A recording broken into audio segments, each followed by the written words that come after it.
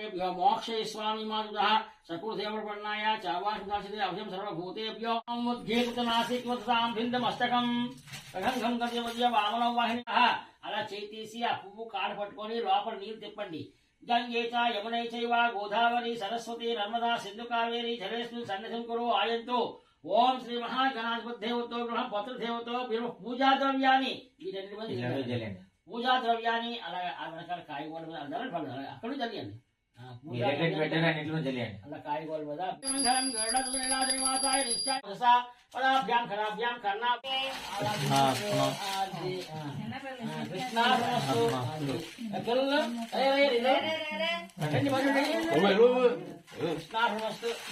శబ్దాలు కదా అక్కడ ఎక్కడ ఉందని చెప్పి ఆయుష్